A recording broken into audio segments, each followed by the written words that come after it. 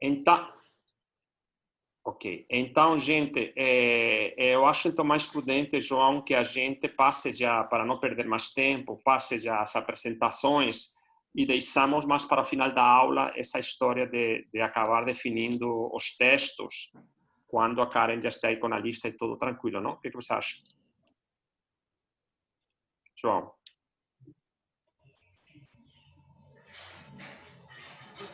Tá Concordo. ouvindo? Você ouviu o que eu falei, Acho que João? pode deixar para depois, sim. Tá, Deixa um então, gente, espacinho para o final. então É que pronto, estava gente. travando aqui. Ouvi. Pronto, gente, vamos então começar para não perder tempo. Então, eu vou fazer uma apresentação e aí depois eh, a gente tem a apresentação das duas pessoas que aceitaram apresentar os textos e depois a gente abre para a discussão. Bom, o tema de hoje era precisamente essa, a subversão das categorias da saúde global na pandemia e o papel da medicina social. Eu vou falar um pouco sobre esse tema, baseando um pouco nos textos que eu dei para vocês lerem, mas também em outras coisas, fazendo um panorama de como que eu vejo essa questão aí, depois a gente passa para discutir. Uma coisa importante toda a questão da pandemia, e eu falo isso nesse texto que enviei para vocês, que saiu na Physis, é toda a discussão em torno do que se chama em inglês preparedness, preparatividade, ou preparação, como a gente queira traduzir, poderia ser até em português prontidão, no sentido de estar pronto para agir, de que é interessante, chega a ser irônico como que um ranking, não é? Um informe que ranqueava 195 países em função dessa capacidade de preparação, em função de sua preparação para enfrentar a pandemia. Os Estados Unidos ocupavam no primeiro lugar, o Reino Unido o segundo. E outros países tais como Coreia do Sul, o 9, Brasil, 22º, Singapura, 24º, China, 51º, etc. Então, esse ranking foi publicado 10 meses atrás, ou seja, 2 meses antes de começasse o primeiro caso detectado em Wuhan, e vemos como que essas previsões não poderiam ser mais equivocadas. Estados Unidos e o Reino Unido primeiro, e depois na Europa e Estados Unidos, sobretudo a nível mundial, têm produzido as respostas, junto com o Brasil, respostas mais desastrosas à epidemia, que vão desde omissões, difusão de fake news, adiamento de medidas necessárias, falta de equipamento necessário, falta de EPIs para os profissionais, falta de leitos hospitalares e leitos de UTI, não é? E a gente vê como resultante que Estados Unidos hoje tem o maior número de casos, número de mortos, acho que são em torno de 165 mil, Estados Unidos, e o Reino Unido é o que mais mortos tem na Europa. E não sei se vocês viram os dados que foram publicados ontem, a queda da economia do Reino Unido nos 6 primeiros meses tem em torno de 20% do PIB, do PIB. Entendeu? Então, ligado um pouco a que foi o país que mais demorou a assumir uma política de lockdown em relação aos outros países europeus. Então, eu menciono nesse texto, a gente menciona nesse texto precisamente como que uma revista como Foreign Policy definiu a resposta dos Estados Unidos como a pior falha de inteligência da história do país. E, por outro lado, esses países asiáticos, como algumas regiões da Índia, Kerala, o Vietnã, Coreia do Sul, Singapura, Taiwan, têm desenvolvido respostas mais rápidas e eficazes para a contenção da pandemia. Então, nesse sentido, um artigo de Lancet, que tem o provocador título de O Covid-19 mostra a mentira da expertise em saúde global, esse artigo questiona que esses modelos de saúde global e preparação para a pandemia se baseiam precisamente em formas de capacitação e assistência técnica realizados precisamente nos países cuja resposta tem sido, eu cito, esclerótica e atrasada na melhor das hipóteses. De maneira convergente, outro artigo de Lancet que é um dos artigos que se han dedicado para a aula de hoje, o artigo de Kash e Patel, que tem precisamente o título, a pergunta: o Covid-19 subverteu a saúde global? Esse artigo destaca o fato de que, em relação a pandemias anteriores, o novo coronavírus afetou, sobretudo, países do norte global, que na época em que foi publicado tinha 90% das mortes. Obviamente, esses dados de abril para cá, acho que abril ou maio para cá, têm mudado muito devido ao aumento exponencial do número de óbitos em países como México, Brasil, sobretudo, e agora Índia. Os autores, o Kash e o Patel, argumentam precisamente que esses países do norte global definiram políticas tecnocráticas de tamanho único, one size fits all, top-down, de cima para baixo, verticais, para enfrentar a pandemia, não é? Que se caracterizam, sobretudo, por lockdowns indiscriminados, expansão de testes e atendimento hospitalizado terciário para os casos mais graves, não é? Essa seria um pouco a situação, o pano de fundo, não é? Essa constatação de que os países mais preparados, os países que formulam as políticas de saúde global, têm sido os que têm dado as respostas mais desastrosas para isso. Então, diante disso, é um pouco a ideia da aula de hoje, é a tarefa de reimaginar a saúde global. Então, como dizem Kash e Patel no seu artigo, não é? Essas medidas promovidas pela OMS e outras agências internacionais não são viáveis em muitos países do sul global. Tem cada vez mais artigos falando disso, inclusive em revistas como Lancet, falando de precisamente da vulnerabilidade, da necessidade de fortalecer a atenção primária, sistemas de saúde, etc., a diferença dos contextos, mostrando precisamente como muitos países do chamado sul global não podem adotar essas medidas e, por outro lado, a crise econômica resultante dessas medidas em um país como esse é muito mais grave, levando ao aumento de desigualdades raciais, de gênero, econômicas, além de doenças crônicas, violência doméstica. Pelo tanto, a atenção aos diferentes contextos é essencial, não é? E o Kash e Patel dizem precisamente que essas medidas propostas pelos organismos internacionais, propostas por políticas de saúde global, levam a exacerbar disparidades em saúde e violam dois princípios básicos da saúde global, que seria a importância do contexto e a primacia da justiça social e da equidade, não é?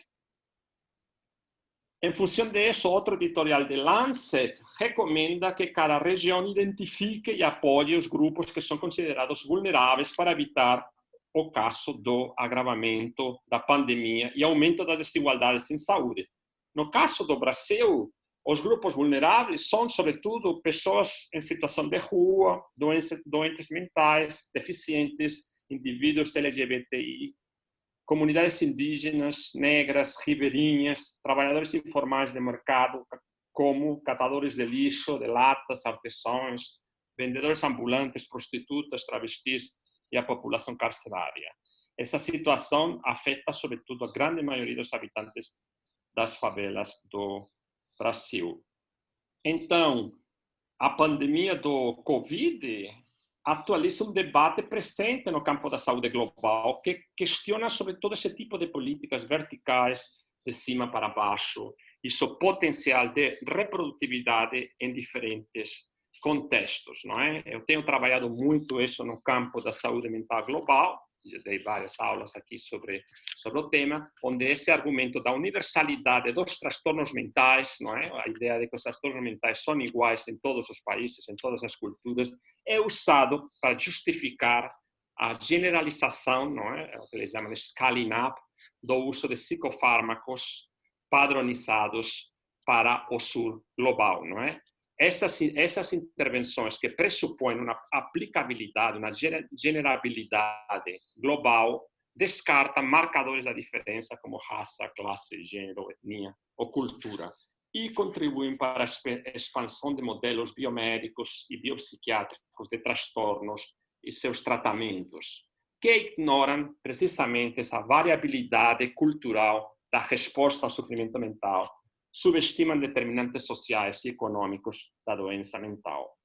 Interessante porque nesse caso, como em outros campos da saúde global, precisamente remete ao desenho e implementação de políticas públicas de saúde de acordo com ideais e competências dos países do norte global, enquanto local é identificado com o campo da cultura e com o ativismo de base desenvolvido no sul global, o qual é com frequência criticado nos textos, nas políticas, nas iniciativas de saúde global, por não atender aos critérios de evidência e não se adaptar a esses padrões dessas políticas. Então, levando isso em conta, no campo da saúde global, eu acredito, a gente fala isso no texto que dei para ler vocês, escrevi com Dominique Verhaeghe, na FISIS, pensar em alternativas que superem essas dicotomias e polarizações do campo global, local, etc., as quais dificultam a formulação de políticas adequadas, atendimento às comunidades que dependem das intervenções. E aí a gente fala de uma série de conceitos usados, sobretudo no campo da antropologia médica, como localidade, não é? Que eu conheço a coisa de global, local, frição, montagens globais, etc., que esses autores têm trabalhado como uma forma de superar binarismos e polarizações. Esses conceitos, o que de fato assumem é que essa distinção, essa demarcação entre local e global possui uma capacidade analítica muito limitada, já que as forças que produzem as desigualdades em saúde são, ao mesmo tempo, globais e locais, gerais e específicas, de acordo com os diferentes contextos e práticas sociais. Pelo tanto, outros autores falam, nesse sentido, a necessidade de produzir evidências que sejam localmente relevantes e, para isso, tem que levar em conta a experiência situada dos diferentes atores. Então, em relação à pandemia atual, já mencionei, não é, que os pressupostos da saúde global tinham sido subvertidos, como fala esse texto de Kash e de Patel. Isso inclui as noções de global e de local e sua localização. E nesse sentido, o que o Covid-19 mostrou que precisamente o papel central dos especialistas oriundos do norte global e sua influência em organismos como a OMS vem sendo substituídos por a liderança eficaz de vários países asiáticos que têm desenvolvido políticas eficazes de contenção do vírus. Pelo tanto, a partir daí, a gente pode falar que o global está passando por um processo de desocidentalização e, ao mesmo tempo, surgir relações de interdependência entre diferentes locais que implicam a necessidade de colaboração não apenas internacional, mas também a nível nacional ou regional, o que a gente vê a importância quando a gente pensa, por exemplo, em um país como o Brasil e o desencontro entre as políticas ou a falta de políticas do governo federal e as ações desenvolvidas por estados e municípios, uma situação análoga ao que acontece nos Estados Unidos. E isso seria reformular precisamente essa compreensão do que seja local.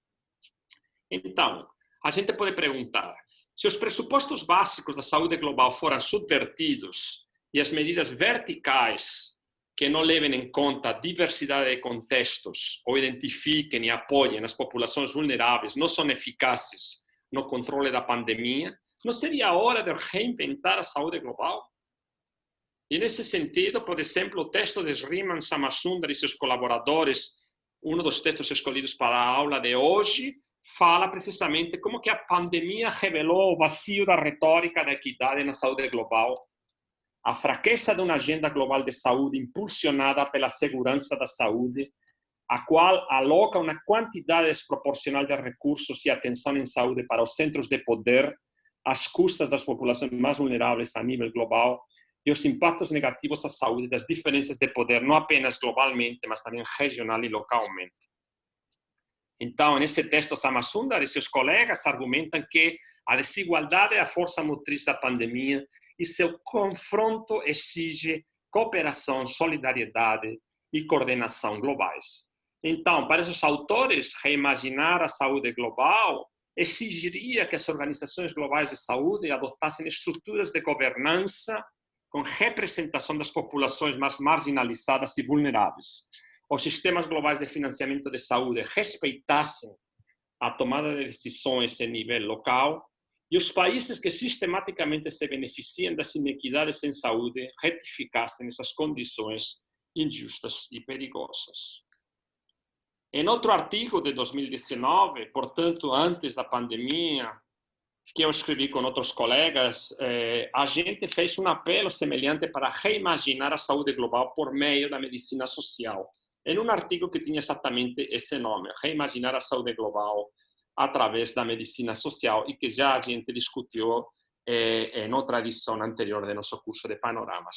Naquele artigo, propunhamos conceituar o social a partir de 5 âmbitos: as reconfigurações do Estado e as novas formas de ativismo em saúde, o filantrocapitalismo e a economização da vida, a economia da atenção, os desafios das mudanças climáticas e antropogênicas e, finalmente, a geopolítica entre o Norte e o Sul global. Essas áreas, naquele artigo, foram examinadas em relação às possíveis limitações do campo da saúde global e se questionava o imaginário biopolítico central que sustenta o social como um local de intervenção em grande parte dessa área. Nosso argumento era que uma abordagem da medicina social que promove uma compreensão mais complexa do social e ajude a reimaginar a saúde global pode até abrir a caixa preta da iniquidade que muitas vezes se aceita nas ciências sociais. A pandemia, justamente como com outro tipo de movimentos, como agora, atualmente, o Black Lives Matter, tem levado outros autores a questionar precisamente a organização da disciplina. Autores que falam que essa mentalidade neocolonial levou a menospreciar medidas eficazes e de baixo custo do Sul global para promover soluções tecnológicas sem eficácia comprovada. E, nesse sentido, Misha Khan, que é professora associada da London School of Hygiene and Tropical Medicine, diz recentemente em uma entrevista, cito, existe o mito de que as soluções dos países de alta renda são melhores, levando-nos a ignorar os países que desenvolveram com sucesso redes comunitárias informais. E conclui, mas vimos como é prejudicial supor que as soluções sempre se originem no Ocidente. Então, as políticas globais da Covid-19 reproduzem modelos de intervenções verticais de tamanho único, com pouca ou nenhuma consideração desses contextos locais. Muitos países do Sul global, com altos níveis de pobreza e desigualdade, são incapazes de conter a propagação do vírus. Pelo tanto, alguns autores da saúde pública demandam alternativas realistas em contextos de extrema vulnerabilidade que considerem precisamente as condições de vida desses indivíduos e dessas comunidades. Essas medidas devem começar pela proteção da saúde pública básica, melhorando o acesso à água e ao saneamento, garantindo a segurança alimentar e fornecendo transferências de renda que permitem que as pessoas possam ficar em casa. No artigo, um dos artigos escolhidos para hoje é o artigo de Richard Kass e Vikram Patel. Eles defendem abordagens baseadas na comunidade precisamente para países de baixa renda que realizem rastreio ativo de casos positivos com a ajuda de agentes comunitários e que incluam capacitação dos recursos locais com o objetivo de evitar o estigma e fortalecer unidades locais de saúde, as quais poderiam ter capacidade de apoio respiratório. E, sobretudo, os lockdowns, quando necessários, devem ser aplicados seletivamente, com moderação, incluindo a participação da comunidade no desenho da intervenção. Então, a participação precisamente da comunidade na concepção e implementação de políticas e intervenções locais sensíveis é precisamente um elemento fundamental para garantir sua eficácia nesses contextos extremamente vulneráveis, e cada vez tem mais literatura que fala sobre isso. Por exemplo, analisando o contexto de Uganda e de outros países da África subsaariana, Andrew Dutour argumenta que o debate deve ir além dos prós e contras dos lockdowns. Intervenções coercitivas verticais, para ele, não conterão a propagação do vírus. Movimentos populares de saúde pública são necessários para mudar as práticas diárias do comportamento das comunidades mais pobres. E, nesse sentido, a luta contra HIV/AIDS no continente oferece importantes lições que podem ser replicadas e que se baseiam no ativismo social voltado para o reconhecimento dessas realidades, dessas práticas locais, respeito aos direitos humanos, na luta mais ampla pela mudança social, diz André Dutour. Em outro artigo que vai na mesma direção, Johnson e Góngora afirmam que as experiências da luta contra o Ebola e o HIV no continente africano podem ser inspiradoras no caso da pandemia do Covid, já que conferem um papel central às comunidades nas tarefas de contenção. Essas campanhas mostram que abordagens baseadas em intervenções verticais e na imposição de controles radicais, frequentemente com o uso da violência policial e militar, são pouco eficazes, gerando várias formas de resistência.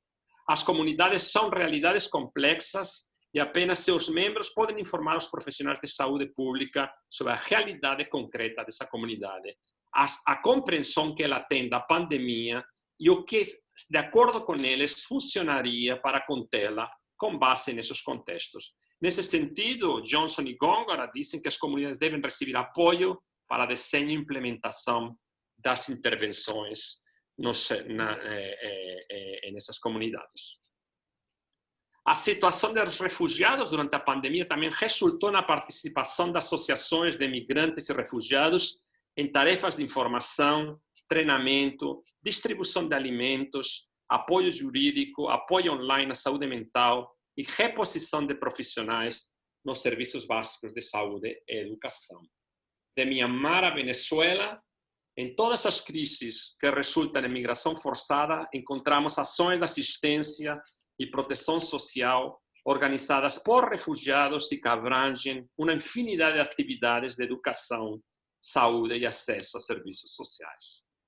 No contexto da atual pandemia, as organizações lideradas por refugiados podem desempenhar uma série de funções vitais, incluindo informação de informações públicas confiáveis, combate a fake news, tarefas de rastreio e monitoramento e ajuda em influenciar a mudança de comportamento das próprias comunidades. Essas respostas localizadas, concebidas e implementadas por refugiados para refugiados, mostram como os próprios indivíduos são os que melhor respondem às crises que afetam as suas comunidades e, pelo tanto, devem ser apoiados por diferentes atores internacionais, o que, como a gente sabe, raramente acontece, se queremos promover intervenções que sejam eficazes para conter a crise de saúde pública provocada pela Covid. Ao mesmo tempo, medidas efetivas para conter a pandemia têm sido realizadas em países de baixa renda, como Kerala, na Índia, com base no isolamento de casos positivos, rastreamento de contatos e sistema de vigilância de alerta comunitário. Outro exemplo é o Vietnã, por meio de testes em massa, rastreamento agressivo de contatos e produção criativa de material de divulgação de saúde pública. Ao mesmo tempo, apesar de recursos limitados, alguns países africanos adotaram medidas interessantes e encontraram soluções criativas para limitar a propagação do vírus, incluindo estratégias simplificadas de triagem e rastreamento em Uganda, estações de lavagem de mãos nas rodoviárias, também primeiro em Uganda, agora em Ruanda, chatbots de WhatsApp com informações confiáveis e resultados rápidos de testes no Senegal. Senegal também produziu testes muito baratos, em torno de $1 por paciente, para detectar a infecção. Precisamente esse país africano, que tem quase 16 milhões de habitantes, tinha até maio apenas 30 mortes, e a dia de hoje conta com 244. Ghana, com uma população de 30 milhões de habitantes, também tem um número de mortes semelhante ao Senegal, também por um amplo sistema de rastreamento de contatos, usando agentes comunitários de saúde e voluntários, etc. Essas intervenções de baixo custo, realizadas no sul global, compartilham o desafio de modelos e políticas, compartilham o desafio de modelos e políticas de saúde global verticais e de tamanho único. Nesse sentido, são alternativas realistas para contextos de extrema vulnerabilidade, com o qual se maximiza sua eficácia, em um momento que incorpora no seu desenho e implementação a participação das comunidades nas quais vão ser aplicadas. A situação do Brasil é um pouco singular nesse sentido, já que a gente tem um sistema único de saúde, o SUS, que garante acesso quase universal aos serviços de saúde, mas que vem sofrendo e se intensificando um processo de desmantelamento e demolição já em vários governos, sobretudo a partir da emenda constitucional 95 do governo Temer, a PEC do teto dos gastos, e muito mais agora no governo Bolsonaro. Então, a pandemia tem sido um teste para os sistemas de saúde em todo o mundo. O caso do Brasil, precisamente com o SUS em processo de desmantelamento e privatização, dificulta os esforços de resposta às emergências sanitárias. O que é mais grave, a gente falou isso na aula da semana passada, devido à falta de governança, o que a gente falava de governo por exceção, na aula passada, do governo federal, exacerbada precisamente na militarização do Ministério de Saúde.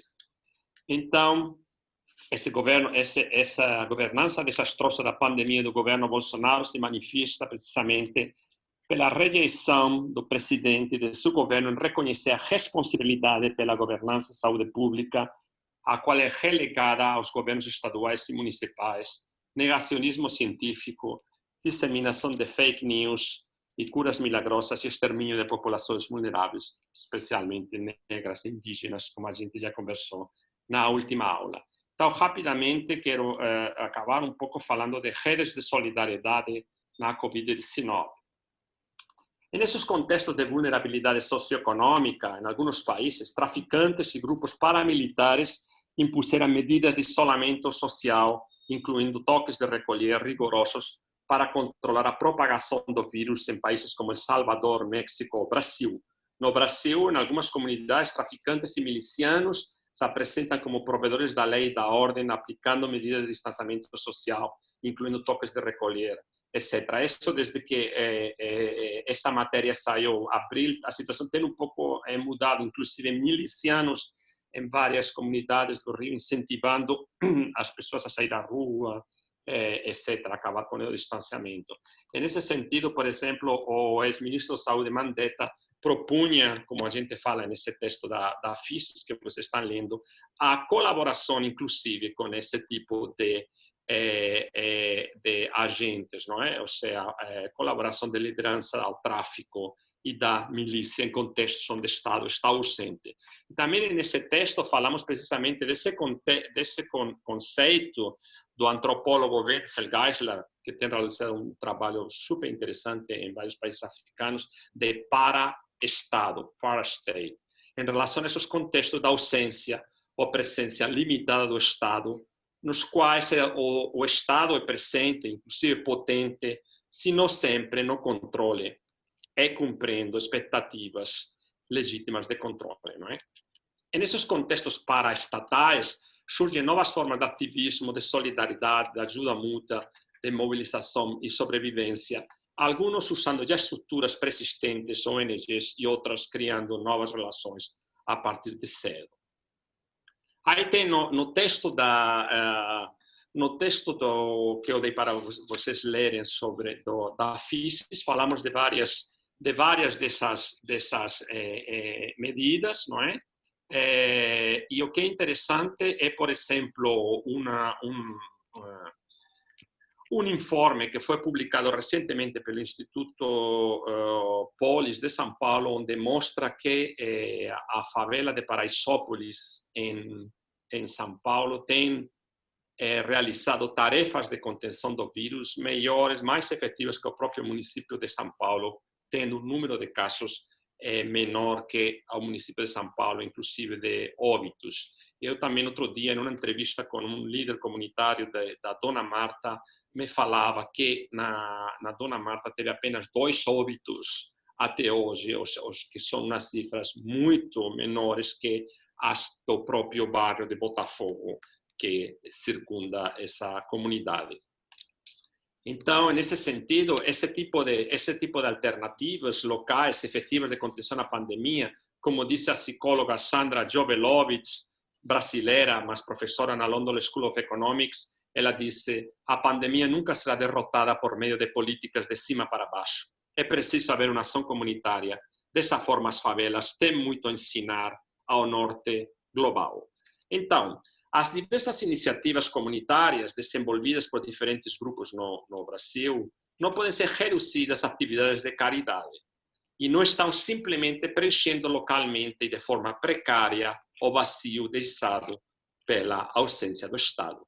Obviamente, a capacidade de atores de fora do Estado de salvar a frágil economia e a sociedade do Brasil de um líder com qualidades de liderança duvidosas não deve ser exagerada.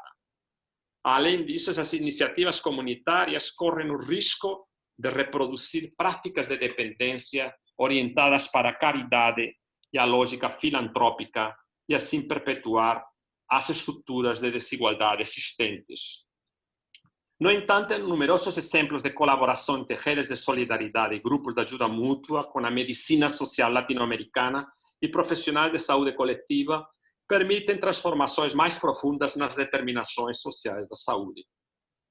Essa perspectiva mais abrangente da medicina social englobaria, por um lado, a análise das condições sociais que impedem ou aumentam as iniciativas de mitigação da mortalidade e que passariam pelo fortalecimento do sistema de saúde com foco na atenção primária, claras diretrizes para a triagem de casos e as intervenções socioeconômicas de saúde pública, que diminuam disparidades de classe e de raça e seus impactos na saúde.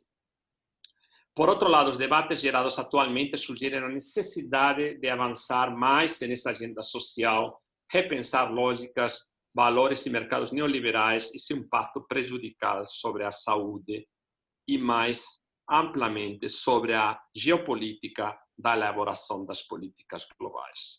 As iniciativas populares têm uma importante dimensão afetiva e coletiva, com potencial para reduzir as divisões de gênero e classe, bem como de raça, etnia. Elas podem criar redes para a soberania local e imaginar novas formas de organização social, desestabilizando as relações paternalistas com o Estado e transformando desigualdades institucionalizadas e suas causas históricas.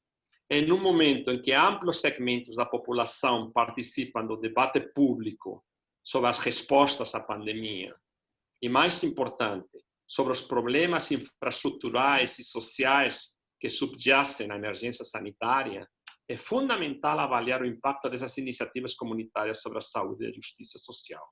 Esses movimentos originários no sul global têm o potencial de desafiar a geopolítica de saúde global idealizada no norte, cujas limitações têm sido expostas por estratégias globais de contenção da pandemia. Existem fortes evidências dos pontos fortes e resultados satisfatórios da melhoria da saúde da população quando a medicina social, a saúde coletiva e não o desenvolvimento econômico governam em nível local com mecanismos que garantem inclusão, responsabilidade democrática e orçamento participativo, como a gente tem visto aqui no Brasil, em casos como Porto Alegre, um dos exemplos mais importantes.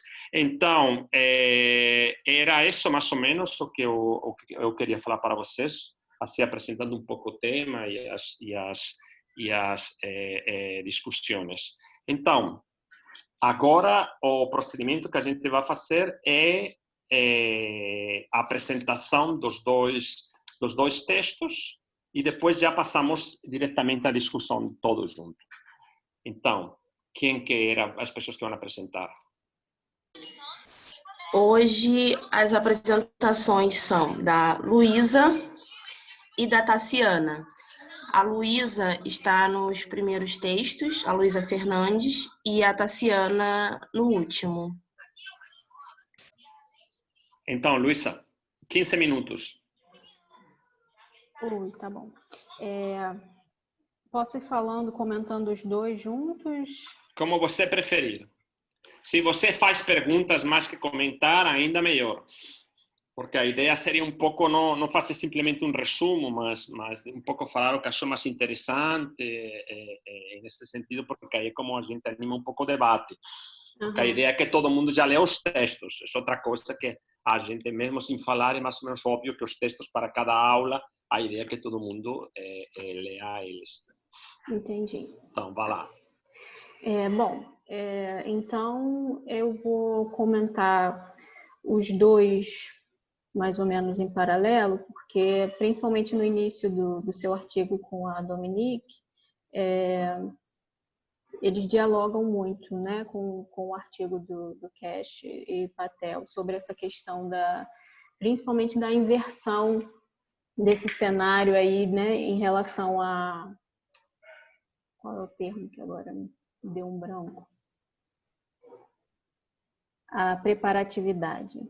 Em relação a essa preparatividade dos países, né, que seria esse ranking dos países mais bem preparados para lidar com uma pandemia, e quando chega a pandemia, tem essa surpresa de que os países do norte global foram os mais afetados, mais gravemente afetados, né? Então, se tem essa inversão dos países que teoricamente estariam mais preparados com base nesse arsenal tecnológico, né, que eles mencionam, e na verdade não é o que acontece.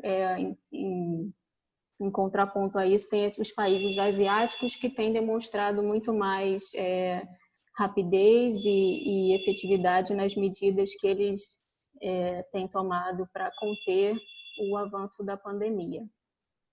Eu achei isso bastante interessante, esse ponto, né?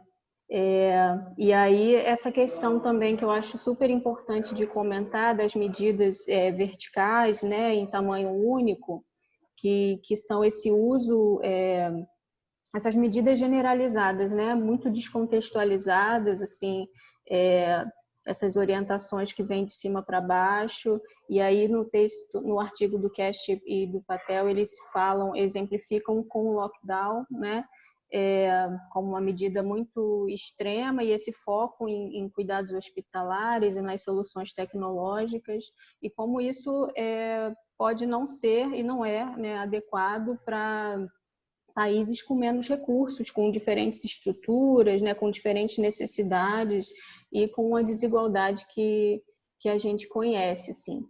E essa questão que eles colocam no começo, né, será que a Covid subverteu a saúde global? Eu fico até me perguntando se de fato a Covid subverteu ou se na verdade isso já ocorria, porque quando você menciona a saúde mental global, né, de como essas medidas em relação ao uso aos diagnósticos, né, psiquiátricos, ao uso dos psicotrópicos, como isso já vem muito pronto do norte global para ser aplicado em todos os países, em todos os contextos, sem considerar as especificidades locais, né? Então, eu entendo quando ele questiona se a Covid subverteu a saúde global, mas posso estar errada. Mas eu entendo que essa prática já vem anteriormente, assim. Depois você me corrija se eu estiver errada. Então, assim, os dois artigos vão falar bastante dessa questão das medidas de tamanho único, né, que são orientadas para o achatamento da curva da Covid, e da importância de se considerar o contexto, as especificidades locais, né, para que essas medidas tenham sucesso e efetividade. Assim, não se pode ignorar a variabilidade cultural, né, dos contextos, e isso é um pouco que tem sido feito, assim.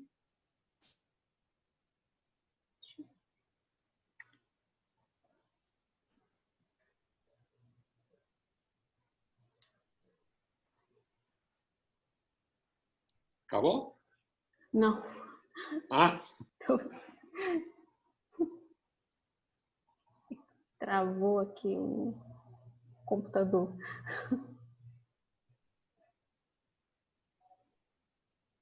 Então, assim, para um sucesso, né, dessas práticas e dessas intervenções seria não só necessário adaptar essas práticas para o nosso contexto, mas é isso, é produzir evidências localmente relevantes, de forma que elas sejam, de fato, levem em consideração mesmo a experiência de determinado território, né, de determinado contexto.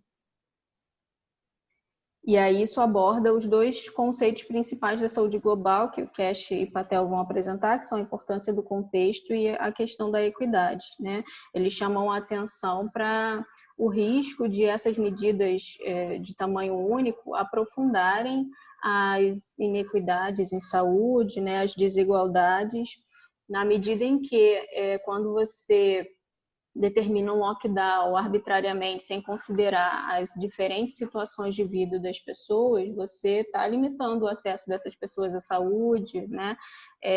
As pessoas que precisam sair de casa para trabalhar, você está impondo ali restrições para essas pessoas, está agravando talvez uma situação de vulnerabilidade em que essa pessoa já se encontra.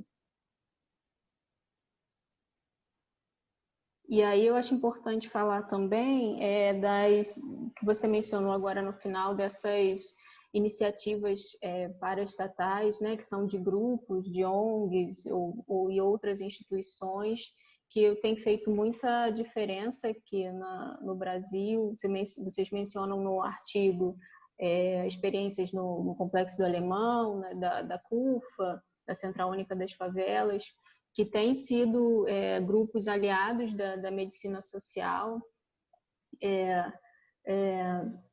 para conter aí a propagação da pandemia nessas comunidades, nesses territórios. E é importante, você falou também, de que elas não estão só preenchendo lacunas onde o Estado falha, assim.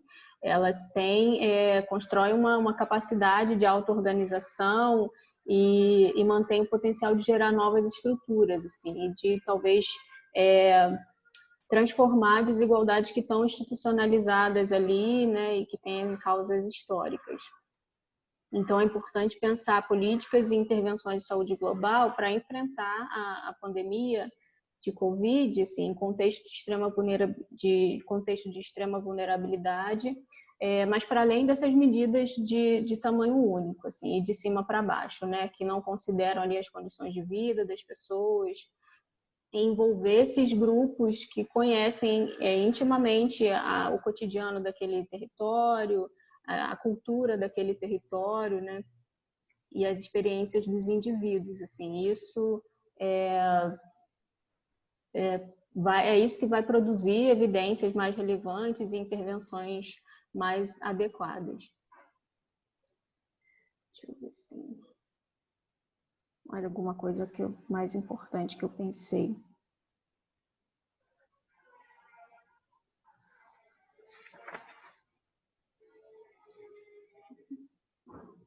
Você acabou abordando vários pontos importantes que eu tinha pensado em falar, mas eu acho que não é necessário repetir.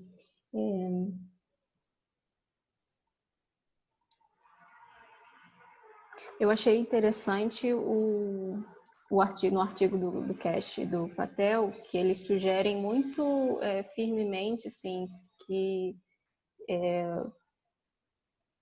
até um pouco vão contra os lockdowns, assim, né, eu achei isso interessante, porque tem sido uma medida muito clara, né, uma direção muito clara que a OMS tem orientado em relação ao isolamento, e a gente teve experiências desastrosas de lockdown, como na Índia, por exemplo, que foi uma coisa absurda, né, de um dia para o outro, e provocou aquela migração em massa enorme, enfim. E eles se colocam até contra os lockdowns e, enfim, falam da importância de se ter outras medidas, né, e aplicar o lockdown apenas quando necessário, né? E e retirar um pouco esse foco da saúde de alta tecnologia, né? Enfim, focar mais em experiências locais, como você mencionou, né? Priorizando ali a atenção primária, os agentes comunitários de saúde, os profissionais da atenção primária que conseguem fazer essa busca ativa no território, conseguem acompanhar os casos, né? E, enfim, e potencializar mesmo as possibilidades, né? De cada lugar, de cada comunidade, de cada território, assim. E aí eles concluem o artigo dizendo que é preciso foco no que é possível e aceitável, né, justo e sustentável. Que eu acho que isso resume bem, assim. Acho que é isso, Ortega. Tá certo, Luísa. Ótimo. Obrigado. E outro próximo texto, quem quer apresentar? Sou eu, professor Tassiana. Tassiana, por favor, pode falar. Não sei se você prefere que ligue a câmera ou tá tranquilo. Beleza. Tá travando um pouquinho a minha internet, então assim, se travar, vocês me fazem um sinal aí para eu saber, tá? Por favor. Bom, eu acho que o texto ele já começa com uma pergunta, né? Assim, eu acho que o Está muda a sua câmera, você não está aparecendo. Pronto. Agora sim? Você me ouve? Então tá bom. Bom, primeiro, bom dia, né, gente? Eu sou Tassiana, sou do doutorado Ciências Humanas e Saúde. Eu estou no primeiro ano. E eu acho que o texto ele já começa com uma pergunta interessante. Fala qual é o texto. Tem pessoas que se incorporam hoje. O texto é o último texto. Ele, numa tradução livre, né? Ele chama Por que a gente tem que repensar, né? Refazer o sistema, a saúde global, né? Repensar a saúde global nesse momento histórico, né? Esse é o nome do texto, numa tradução livre, né? E ela coloca a primeira parte do título Covid revela as fraquezas do sistema, né? E eu achei muito interessante que a colega, né, a Luísa, ela falou uma coisa que eu fiquei pensando muito também, que é assim, será que o Covid ele está revelando uma coisa que já está em processo, né, que já estava acontecendo, que já é uma coisa que não está demarcando alguma coisa, né, está só revelando mesmo. E eu acho que essa questão é interessante, porque o texto começa com ela. E as coisas que eu fui marcando, assim, que foram questões também, né, acho que isso é legal para a gente pensar junto, é que parece que a pandemia ela é meio como uma analisadora do sistema, né? Assim, ela vai colocando luz, né? Como se ela fosse uma lanterna mesmo sobre falhas, sobre coisas que vêm acontecendo em todo o sistema global de saúde e no significado mesmo da saúde global, né? E aí eu acho que ela fez uma pergunta que eu me fiz também, que foi assim, será que a pandemia ela subverte mesmo, ela subverteu uma coisa agora, né? Assim, ela demarcou essa subversão ou ela está mostrando para a gente uma coisa que já estava em processo, né? Isso foi uma questão que eu me fiz o texto todo, assim, né? E esse reimaginar a saúde global, como que a gente faz isso a partir do que está acontecendo agora, desse momento histórico? Duas coisas que eu achei muito interessantes no texto foi que os autores eles vão tentar dar algumas eles vão propor algumas coisas, né? Acho que o professor já falou um pouco sobre isso, mas acho que é legal demarcar que eles vão propor algumas coisas que seriam interessantes de fazer, né? Por exemplo, essa questão das medidas verticais, né? Pensar uma coisa local, uma coisa regional, começar a pensar as coisas de forma diferente, né? Localizar a saúde, talvez, né? Contextualizar. E também eles vão propor a representatividade, né, assim, de populações marginalizadas. Parece que essas populações não participam das discussões sobre soluções de saúde, então isso é uma coisa que eles vão propor como uma coisa que precisa ser feita também. Tudo isso no sentido de reimaginar, né, essa saúde global e esses sistemas de saúde, principalmente. Eles demarcam muito a palavra equidade, né? Eu acho que isso é interessante também no texto. O tempo todo eles vão falando da equidade como uma coisa que está sendo escancarada, né? A desigualdade social e a inequidade estão sendo escancaradas por esse momento também, né? E aí, dentro da equidade, eles vão destacar coisas como o subfinanciamento dos sistemas de saúde, as falhas e faltas, né? e essa ausência de equidade que ela vai agravar a vulnerabilidade das populações que já estão vulneradas, né? E aí, dentro dessas populações, eu acho que o professor destacou um pouco também a população encarcerada, a população de refugiados, né, as pessoas que estão, a questão da imigração também, né, acho que eles vão destacando isso ao longo do texto de forma muito interessante, né, para evidenciar que são essas populações que estão mais vulneráveis e que não são olhadas pelo sistema, né. E aí eu acho que os autores demarcam alguns pontos que eu até destaquei mais aqui, que eu achei interessante, que é assim, tanto o HIV, né, assim, quanto, claro que de formas diferentes, tanto o HIV quanto a epidemia de varíola, né, que eles destacam também, são demarcadores de soluções que são pontuais para o sistema, né?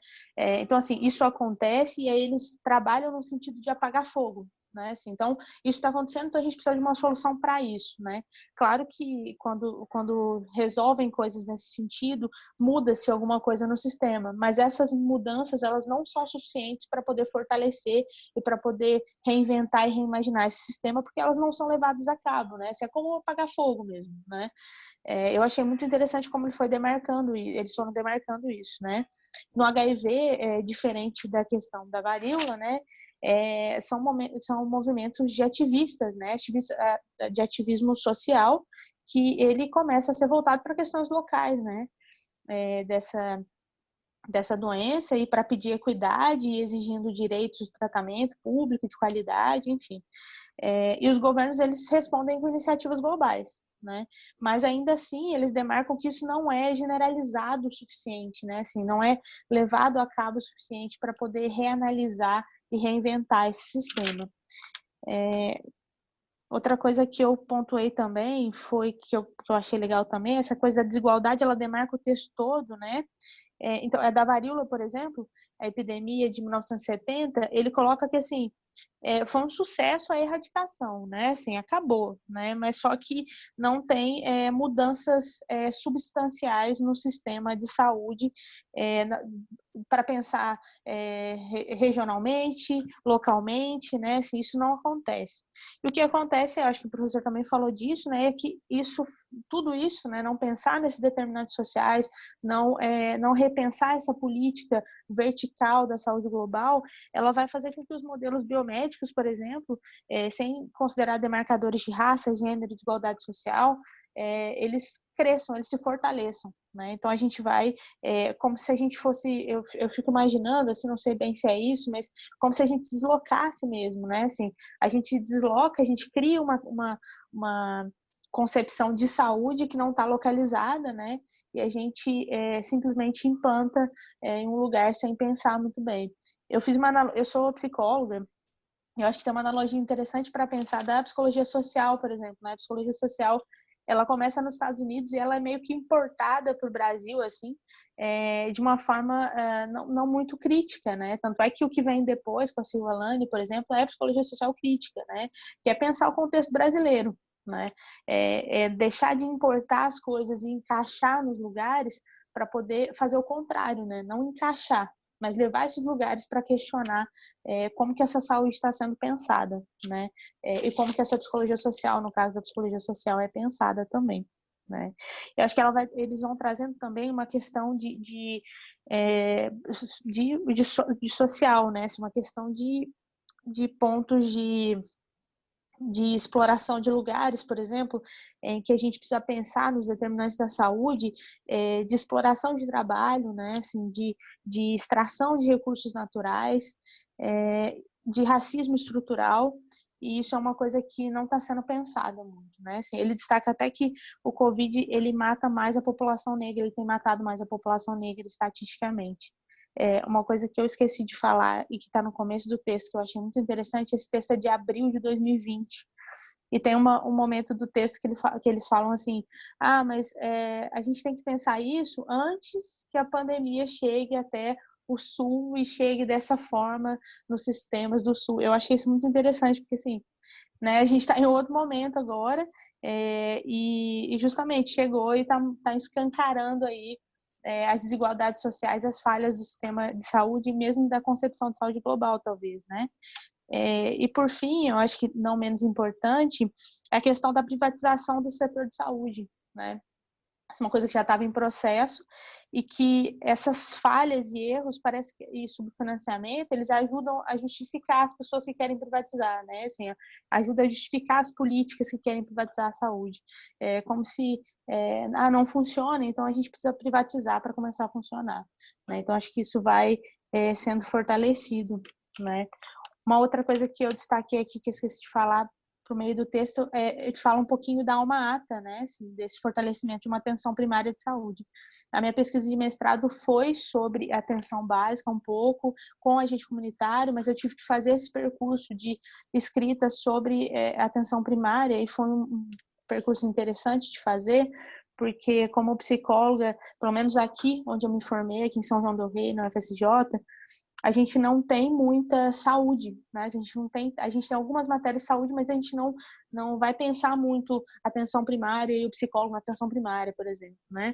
Mas eu tive muito contato com essa discussão e foi interessante para mim porque para fazer esse percurso, né, para chegar até o agente comunitário enquanto o ator social, né, da minha pesquisa. E eu acho que quando ele fala do fortalecimento, da tentativa de fortalecimento, né, dessa rede de saúde partindo ali da atenção primária, é interessante, mas assim, não dá certo, né, assim, na verdade dá certo em termos, né, se não dá certo completamente. Existe um subfinanciamento ainda, né, existe inclusive eu tenho percebido, não sei, assim, isso é mais uma opinião minha, pelo que eu tive porque eu observei no meu tempo de pesquisa, né, que eu fiquei em imersão numa atenção básica, numa PS, aliás, e é interessante como que as pessoas mesmo não entendem a atenção primária como um lugar de passagem, não como um lugar de resolução, né, assim, e teoricamente a atenção primária resolveria, né, daria direcionamento e solução para 80% das questões de saúde que chegam até ela, né. Então, assim, é interessante como as próprias pessoas não entendem a atenção primária como fortalecimento, mas como uma coisa básica, né? Atenção básica de saúde, como se fosse básico de pouco, né? Se não de base, né? Então, eu acho que é interessante ver isso na prática também. E eles destacam isso como uma questão aqui no texto, né? Pulando para soluções, né? Então, as possibilidades de soluções, como eu já disse, assim, eles falam de financiamento, representatividade, correção das injustiças, né? Acho que isso é uma coisa interessante também, que é essa coisa de os países que cometeram as injustiças começarem a assumir isso, a tentar fazer alguma coisa para corrigir, e cooperação entre o Sul e Norte, né? Assim, a cooperação entre as regiões, assim, que é uma coisa que também eles colocam como uma questão importante. Eu acho que é isso.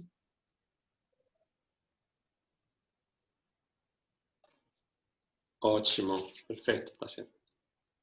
Então, gente, vamos então agora, assim, a última parte da aula, passar um pouco a discussão e depois lá no final resolvemos de novo a questão das apresentações, já fechamos de vez toda essa história das apresentações. Então, vamos discutir, eu acho que as pessoas podem se inscrever aqui pelo chat, quem quiser falar, e aí a gente vai falando.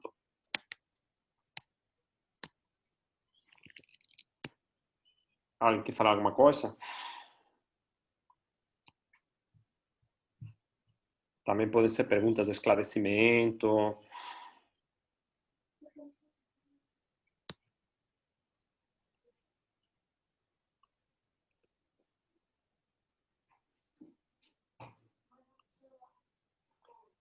Bom, quando nossas aulas eram de maneira presencial, os debates eram super animados. Não sei, espero que ninguém se sinta intimidado aqui pelo meio virtual, mas quem quiser romper o gelo, simplesmente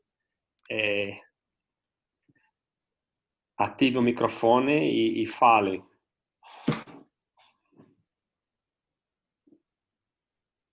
Posso começar?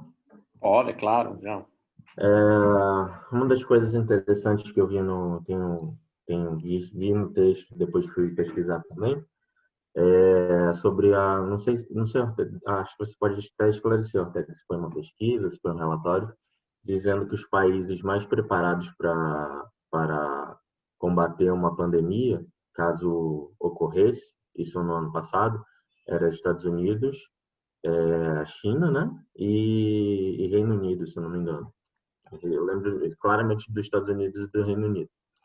Não lembro se a China estava também, mas enfim. E vários países que não estavam em China colocações. não, China número 51. Não era China, não. Então, os Estados Unidos e o Reino Unido estavam em primeiro e segundo, né? Uhum.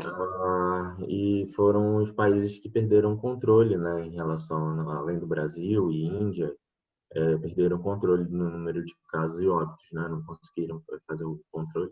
Isso claramente está no texto, quanto, enfim, pelo que a gente tem acompanhado, tem uma questão econômica extremamente importante. Hoje já saiu uma notícia falando que algumas cidades chinesas já identificaram SARS-CoV-2, né, Covid, no frango Asas de importado do frango. Brasil, cortes de frango importados do Brasil. E isso é bem preocupante, né?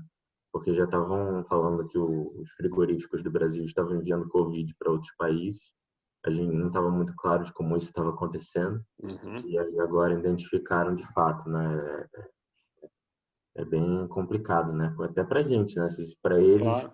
o Não, mas vírus era de consegue esperar, não é? sobreviver. Onde o país com maior número de casos e tal, de que isso aparecesse mais fácil que num país onde não tem, não? O vírus consegue sobreviver até chegar lá, né? Dentro da carne congelada. Imagine aqui, né? Que a gente está consumindo e tal. Então é uma situação bem preocupante, né? A gente tem mais de 3 milhões de casos já. E mais de 100 mil óbitos. Então, eu não lembro qual era a posição do Brasil nesse ranking, mas certamente, pelo que eu acompanho, né, sobre combate a emergências de saúde pública, etc., esses países como o Reino Unido, que tem um sistema universal de saúde, que dá acesso a todos, assim como o SUS, etc., tem mais capacidade de assistência, né? De combater surtos e epidemias de forma rápida, né? Mas acho que tem muito a ver com a política local que o país também está vivenciando no momento. Enfim, só um comentário que eu achei interessante. Brasil era 22 nessa lista. Eu acho que é uma... Mas isso é um pouco a tese que a gente defende naquele texto que a gente enviou para vocês e que a gente, outro que publicamos em Global Public Health, que é um pouco esse estilo de governança, já como que uma governança, ela é fundamental, independente de você ter a preparação, não é? Você pode ter tudo isso, mas se você tem o que a gente aconteceu aqui, isso faz com que os casos disparem. Você tem essa disparidade inclusive regional. A gente tem já estudos feitos, não sei se foi na USP ou que, mostrando que precisamente os estados cujos governadores eram mais alinhados a Bolsonaro, o número de casos e de óbitos era muito maior. Santa Catarina foi um dos que começou a abrir logo. Blumenau abriu shoppings assim, uma loucura, todo mundo criticando, e olha aí como está Santa Catarina hoje, entendeu? Que ao mesmo tempo um dos estados um estado praticamente muito mais rico que a maioria do Nordeste, então que teria todas as condições para controlar melhor. Isso vale também para o Reino Unido, que foi catastrófica a resposta do Boris Johnson, não sei, onde você tem líderes mais, como a gente pode dizer, populistas e mais assim, essa questão tem acontecido. É impressionante como faz uma diferença, independente dos sistemas de saúde e tal. O que, claro, que é interessante em relação aos Estados Unidos e tal, nessas listas sobre a capacidade, a preparação, etc., é como eles já tinham tudo, e como de repente faltou tudo, de equipamento de proteção, absolutamente tudo. Foi uma coisa assim, absolutamente caótico, não? Então, era depois de tanto tempo, tanto dinheiro gasto, não é, nisso, em preparação e tal, onde que foi tudo isso? Enfim, Uma das coisas que vocês comentam que é bem interessante é que o Wuhan, né, a cidade na província lá na China, é a maior produtora de equipamentos de proteção individual como máscaras do mundo, né? É de lá que sai, com certeza, mais de 50% das máscaras do mundo, né? E aí, não sei exatamente quanto, mas eu sei que é mais da metade. E aí tem essa questão, né? A epidemia começou justamente num lugar que desestabilizou a produção e aí começou a faltar. Então isso também ajudou, né, na propagação do vírus, que também já... Claro.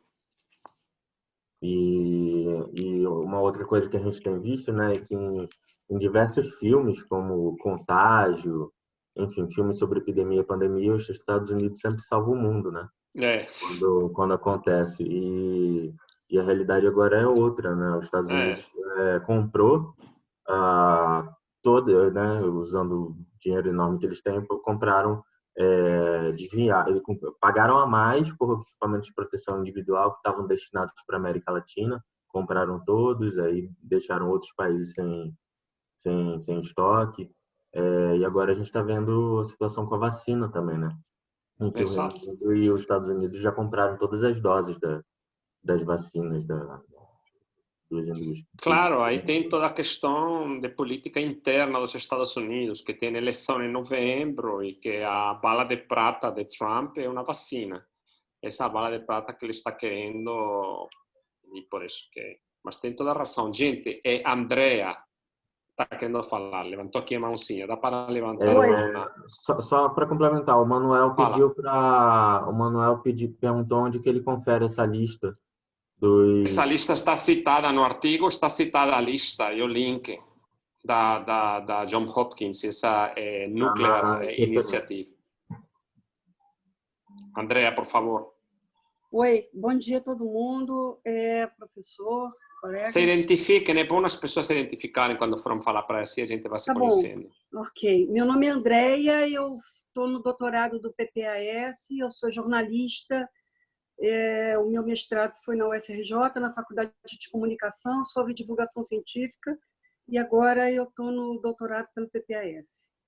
Minha tese, que era sobre a questão da antivacina, toda a disputa de narrativa sobre a questão das vacinas, óbvio que mudou para a questão do coronavírus, onde a disputa de narrativa é muito mais acirrada e global.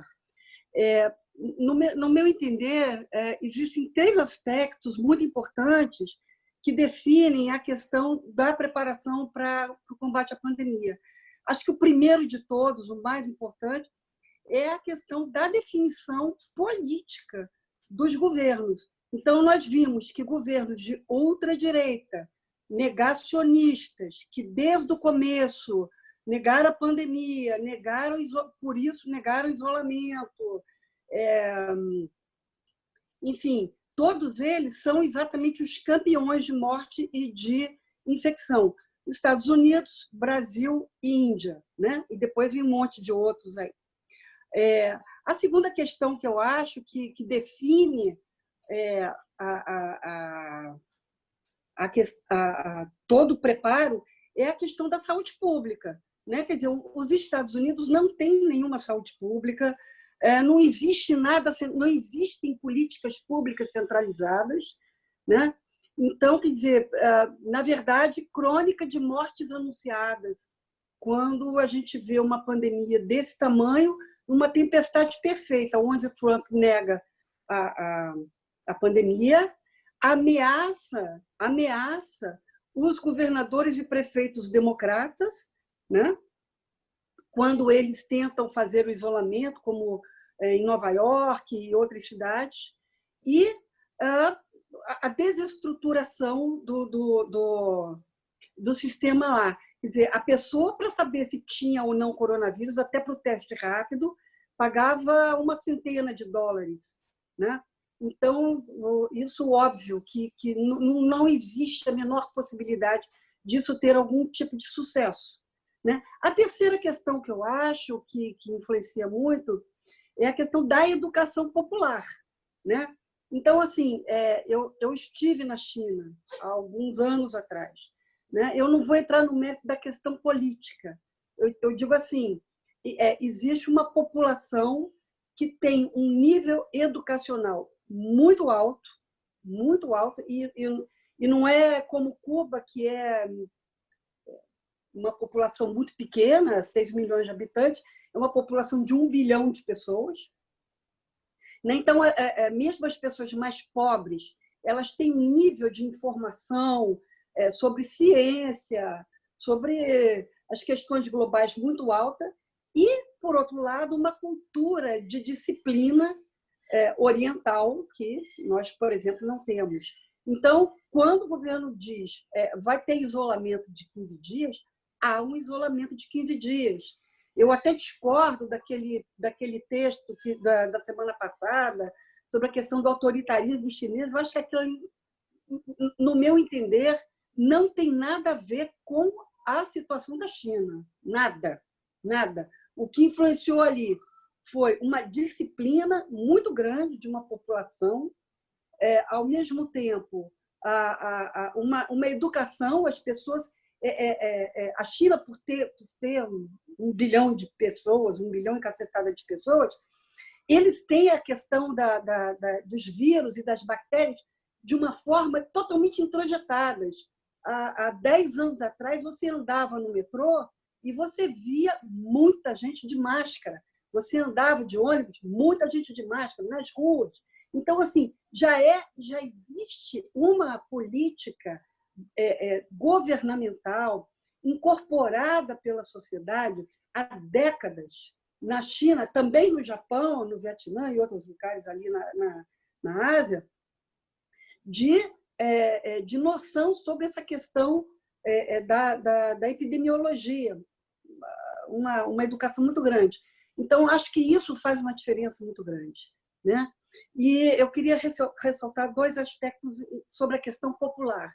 Uma é o seguinte, a minha filha, por exemplo, ela participa desde o dia 20 de março, de brigadas populares em favelas no Rio de Janeiro e na Baixada Fluminense. Né? Ali, quer dizer, a questão, é claro que é muito bom que a população se organize, é muito bom que em Paraisópolis, Morro do Alemão, etc., etc., mas isso é porque não existe Estado nenhum. Isso é porque não existe educação nenhuma. Né? Quer dizer, a coisa mais comum que a minha filha, por exemplo, viu nas favelas, tanto no Rio como tal, são as pessoas contestando o uso de máscara, porque não é possível que um vírus que é tão pequeno que eu não consigo nem ver pode me dominar, pode me matar. Ou seja, ali também há uma tempestade perfeita, né? Onde o prefeito do Rio de Janeiro, os prefeitos da Baixada Fluminense, por exemplo, todos eles negacionistas em relação à pandemia, né?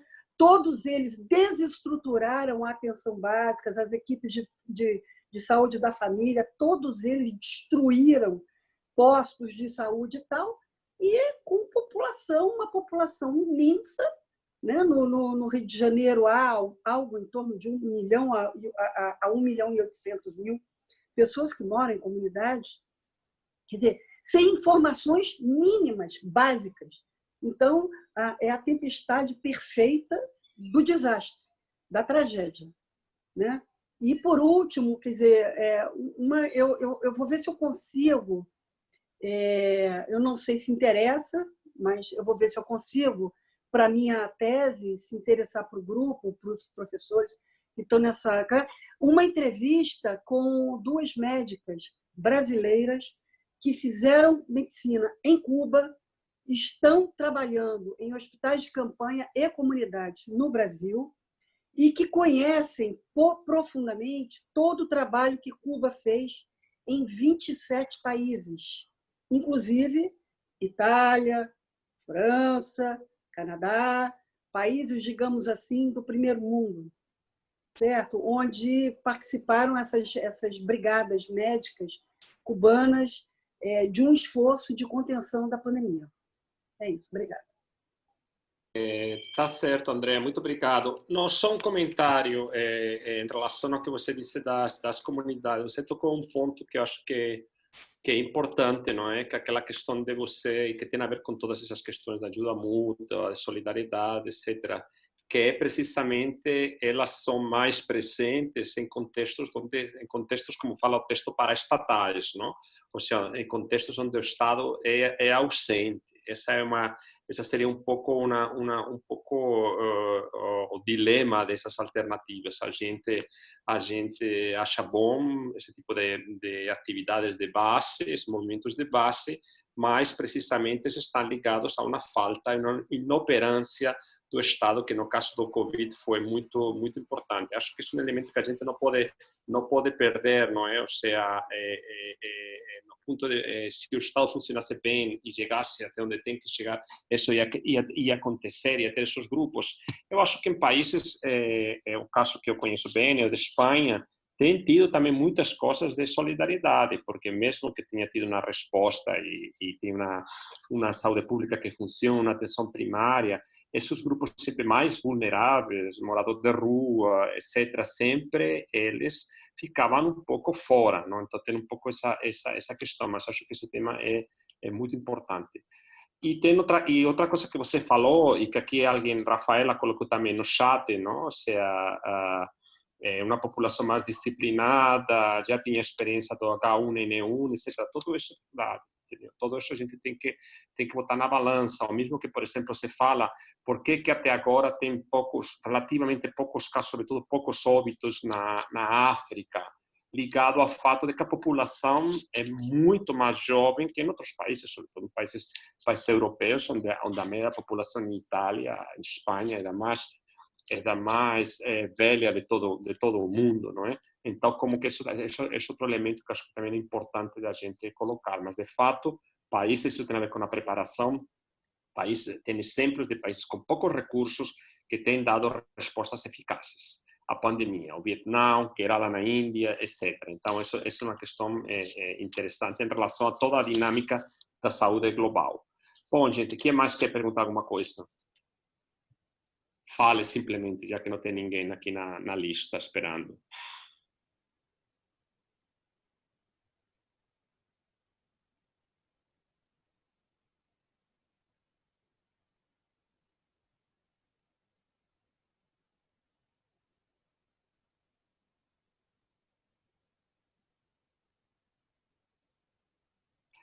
Bom, gente, então se não tem ninguém,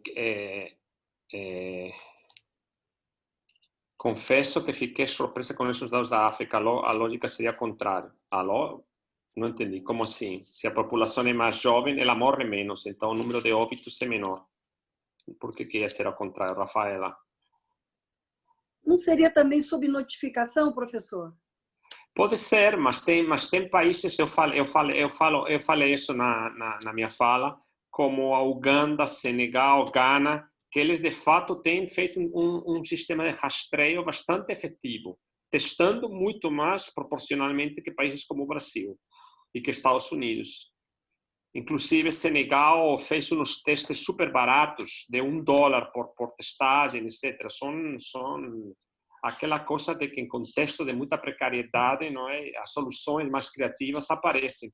E aquela questão fundamental de envolvimento comunitário, eu acho que isso é muito importante no desenho, na aplicação. Por exemplo, uma coisa que a Andrea falava, quando ela falava, não, na favela não tem falta comunicação, etc. Entrevistando vários líderes comunitários, entrevistas que tenho feito essa semana passada, o que eles dizem muitas vezes, primeiro, a desinformação vinda do governo. Vocês sabem que tem uma mudança agora, está nas notícias o tempo todo, não é? A classe média, que era a que basicamente alavancou a vitória de Bolsonaro e a base de apoio, foi perdida.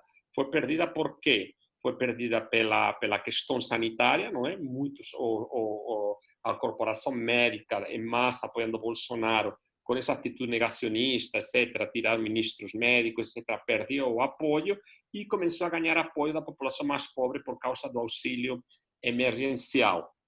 Então, essa população que escuta Bolsonaro. Então, o que esse pessoal, líderes comunitários, falavam para a gente, na Maré, na Rocinha, etc., é que eles estavam fazendo todo um trabalho de informação, inclusive de informação comunitária, que isso é muito importante. Eu falo isso no texto. Ou seja, uma informação na linguagem acessível para essas pessoas, com uso de carro de som, lambe-lambe, uma série de coisas para eles se entenderem. Isso a gente já viu na Índia, no Vietnã, etc. Inclusive, em Vietnã, o uso de cantantes pop famosos que se engajaram nessa campanha de saúde pública, não é? De alguma maneira, uma linguagem acessível. E eles diziam, e por outro lado, chega o governo e diz que pode sair na rua. Ou seja, a questão não é só se o vírus é minúsculo e tal. As pessoas sabem, pelo menos nessas favelas, que a gente é que simplesmente você tem, do outro lado, todo o negacionismo do governo, de prefeitos, da Baixada Fluminense e tal, que dificultam um pouco essa tarefa, eu acho. Essa é uma questão que acho fundamental nesse sentido da informação. Tá aqui gente escrevendo. Gente, quem quiser pode falar, não tem muita gente falando. Tem aqui Manuel, que disse: a fala da Andrea me remeteu aos prefeitos de São Gonçalo e Duque de Caxias, os dois negacionistas que na hora da necessidade recorreram a hospitais privados da zona sul do Rio e de Niterói, sabe? Largando a população à própria sorte. Dois municípios muito importantes e populosos, e São Gonçalo ainda teve a história do hospital de campanha. Aqui em Niterói foi muito comum carro de som pela prefeitura, além de distribuição de máscaras e de um lockdown bem restrito, com multa inclusive. São Gonçalo é diferente de Caxias. O hospital de campanha era SS, Secretaria Estadual de Saúde. Exato, é isso. Aí mostra um pouco a importância das políticas, independente dos recursos. Claro, todo mundo cita o exemplo, por exemplo, de Nova Zelândia. Nova Zelândia é um país rico, com uma população muito pequena, etc. Mas a gente tem também essas soluções em outros municípios. A Paraisópolis, melhores resultados de contenção que o próprio município de São Paulo. Ontem eu entrevistei um líder comunitário, Dona Marta, que me disse que tem 2 óbitos, todo mundo sai só de máscara na rua. Teve uma conscientização enorme desde o princípio. Então, não tem necessariamente com recursos, muitas vezes. Alguém mais quer falar alguma coisa? Bom, gente, então, aqui tem outra pessoa, a última pergunta que aparece aqui, Beatriz. Ao ler os artigos, percebi um incômodo inicial meu com a contestação do lockdown, já que vão fazer 6 meses em casa, mas é fundamental sairmos da postura de ninguém estar respeitando. Vejo muitos antropólogos batendo na mesma tecla. Eu acho que é fundamental que essas pessoas falam, e esse artigo que eu mencionei, André Dutou, ele fala precisamente essa questão de que lockdowns, eu vou ver se consigo enviar para vocês o link desse artigo que eu mencionei agora. Vou colocar aqui no link. Ele disse que o debate ele tem que ir para além desse negócio de a favor ou contra lockdown. É o argumento dele. O debate tem que ser muito mais que tipo de lockdown se fazem específicos, não indiscriminados, uma série de questões. Estou vendo se consigo ver esse artigo que eu menciono sobre a África, onde ele fala precisamente que acho muito interessante, que não é de ser a favor ou contra lockdown. Vou colocar aqui no chat.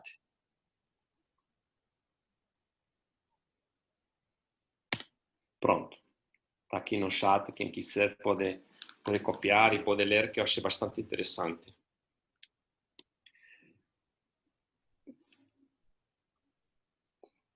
Claro, uma coisa importante, por isso eu acho, e nesse texto que eu escrevi, todo que eu escrevi sobre Covid até agora, sempre venho insistindo essa ideia de que, de alguma maneira, o que mostra a pandemia é de que não existem soluções globais aplicadas de maneira uniforme, não é? Cada país tem um contexto totalmente diferente.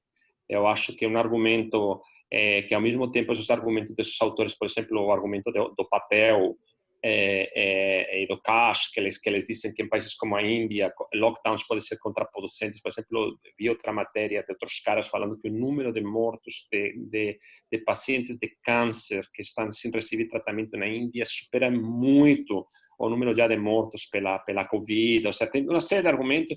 Eu acho que isso é uma discussão interessante e que mostra que tem que ser feita nos contextos singulares, porque aqui a gente tem o contrário, aqui a gente tem o governo precisamente falando isso, contra lockdown, etc., Bolsonaro, a economia, essa falsa dicotomia, não é, entre economia e saúde, que se ha visto que é totalmente errada. A Suécia, a Laura Carvalho que fala isso, que ela tem escrito recentemente um livro sobre a economia no coronavírus. Ela disse precisamente, dá o exemplo da Suécia, diz a Suécia é a que se negou a estabelecer lockdowns, abriu, deixou a economia fluir, e a queda do PIB é comparável a dos países lindantes, como a Dinamarca, a Noruega, que fizeram lockdowns radicais. Isso é uma coisa que eu acho que é importante e que a gente vê aqui. Outro dia tinha uma matéria no Estadão que mostrava que 80% de donos de restaurantes e bares na cidade de São Paulo falam que a receita média é 10% que era no início da pandemia. Então não adianta dizer, sai, o presidente disse, sai na rua, toque na vida para frente, que as pessoas não vão ao restaurante, têm medo de se contaminar e não têm dinheiro pela crise. Mário quer fazer um comentário. Mário, por favor, fala, claro. Ortega, enfim, essa discussão é muito importante, porque enfim, não assisti a primeira parte, a apresentação sua e tal, e só assisti os comentários a seguir, né? Porque eu até li essa semana no jornal um jornalista dizendo que se criou, que tem a ver com os artigos que você recomendou, se criou uma oposição, digamos, pretensamente ideológica, completamente, enfim, ela paralisante de um ponto de vista, né? E de certa maneira, impeditiva de decisões de políticas públicas, né? Como se lockdown fosse da esquerda e a reabertura fosse da direita, e que tem impacto, por exemplo, agora na discussão que a gente está tendo, completamente torta, mas e transversa, sobre, aqui no Rio de Janeiro, sobre a reabertura das escolas e o uso da praia, né? São duas... eu até anteontem, aliás, um jornalista do Globo quis me entrevistar, comentar um pouco sobre isso. Eu falei, olha só, sinceramente, eu não você precisava entrevistar no caso das praias, um urbanista, tá certo? Né? Alguém que estuda como que a cidade se desenvolve, né? Meu olhar é do ponto de vista da saúde pública, normal. Quer dizer, esse é meu lugar de fala, vamos dizer assim, né? Então, eu até estudo relações da cidade, etc. Enfim, mas o máximo que eu posso dizer é que, obviamente, terá um impacto sobre o transporte coletivo. Agora, esse hábito de dividir praia, entendeu? Fazer cercadinhos, que a Europa faz e que as praias são privatizadas e são morrites, o diabo a quatro, a gente não tem aqui. Agora, que as praias são privatizadas de outra maneira, através dos barraqueiros. E você vai atribuir a eles o controle que eles já têm, tá certo? Barraqueiros mais milícia é o que comanda o comércio ambulante na praia. Então, você vai dar a eles o instrumento digamos, de aumentar o controle sobre a praia. E o problema não é, portanto, de saúde pública, nesse ponto de vista. Então, esses elementos que você colocou e que estão nos artigos sobre lockdown, né, tem mais ou menos a mesma natureza, tá certo? Ou seja, acho que digamos, o fato de ter se exacerbado essa dicotomia ideológica, né, completamente falsa.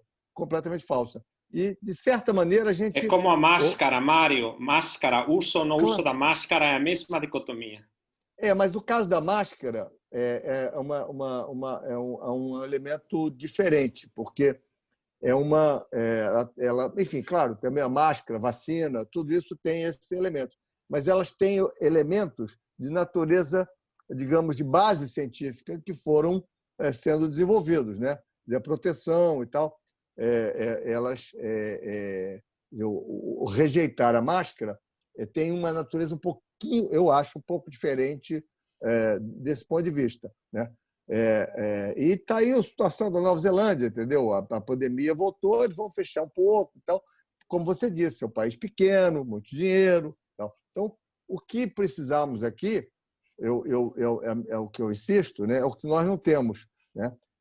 Para sair digamos, desse impasse, que é liderança sanitária, coordenação, articulação. O nosso problema não é ficar discutindo lockdown ou não lockdown. Tá certo? Do meu ponto de vista, essa discussão está completamente superada, né?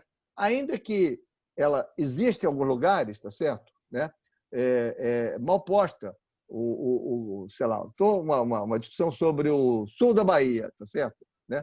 Você mandou fechar todas as cidades, que não tem caso nenhum, porque tem isso e tal. Quer dizer, os prefeitos e o governador estão com elementos equivocados de diagnóstico, né, de análise, e, portanto, estão fazendo políticas públicas que não necessariamente ajudam a superar o problema que a gente tem. É isso que eu estou querendo dizer, né? Então,